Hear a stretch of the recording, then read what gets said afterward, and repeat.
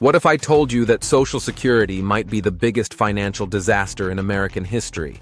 A program every single worker is forced to pay into. And yet somehow there are people allegedly over 300 years old still receiving checks.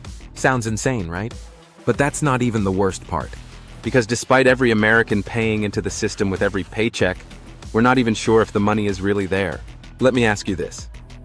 If Social Security was a private company, would you trust it with your retirement? Or would you call it the biggest Ponzi scheme of all time? Because by the government's own math, Social Security is projected to go broke within the next decade. That's not speculation. That's the official estimate. So what happens when it does? Well, unless something changes fast, every Social Security check will be cut by 20 to 25%. Imagine retiring after 40 years of work only to lose a quarter of your income overnight. And here's the kicker. There are more Social Security numbers in existence than there are actual living people. Which raises one terrifying question. Who is really cashing all those checks? Today, we're diving into the scandals, the math, the fraud, and the future of Social Security. How did it get this bad? And will it be around when you need it most? Let's get into it. Hope you're doing well. Come for the finance, stay for the fraud. Let's talk about the monster hiding in plain sight. Social Security. Most of us pay into it. Very few understand it. In theory, Social Security is supposed to provide financial stability when you retire. In practice, it was a system built for a world that no longer exists. To understand how broken it is today, we have to go back to how it all started. The year was 1935. America was in the Great Depression. The stock market had crashed. Banks were failing. Unemployment hit 25%. That's 1 in every 4 Americans out of work. Families lost everything. Elderly poverty was exploding. If you couldn't work, you were screwed. There was no safety net, no government aid, no retirement plan. You either relied on your family or begged on the street. So President Franklin D. Roosevelt stepped in. He introduced the Social Security Act. The idea was simple. Take a little money from each paycheck. Use that money to support retirees. It was revolutionary. Before this, retirement plans were rare. Only 5% of Americans had pensions. Most people worked until they dropped. Social Security promised something different, just enough to keep seniors out of poverty. But there was a catch. When Social Security launched, the average life expectancy was just 63. And guess what? The retirement age was set to 65. You weren't even expected to live long enough to collect. Only 54% of men and 60% of women made it to age 65. It was a system that worked because most people died before they could use it. Brutal but true. Even if you did make it, you were expected to live just 12 more years. Today, people live 20+ years past retirement.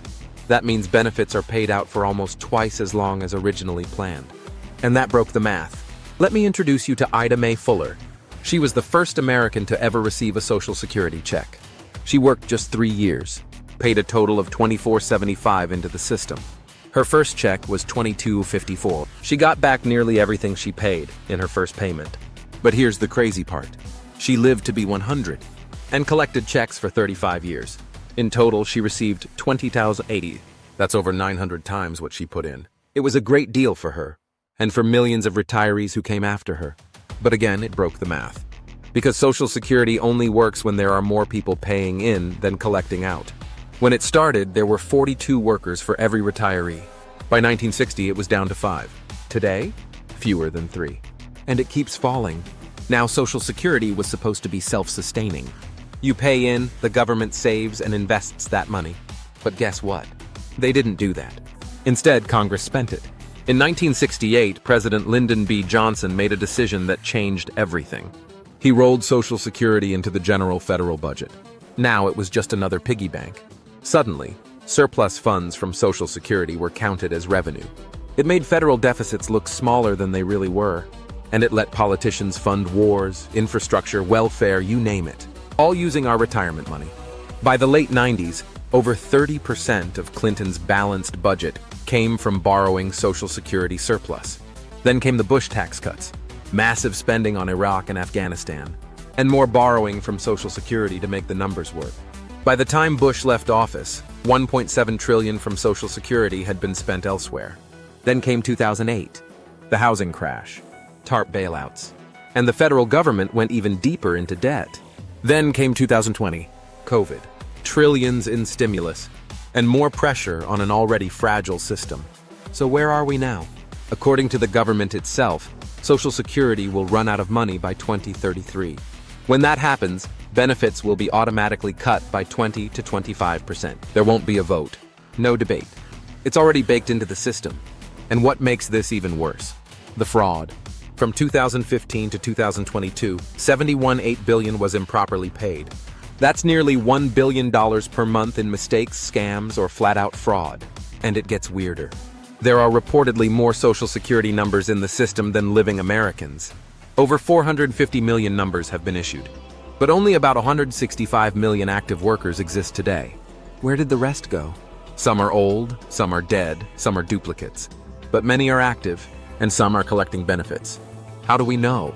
In 2015, an audit revealed thousands of people receiving checks under multiple numbers. In some cases, one person collected full benefits under two separate identities.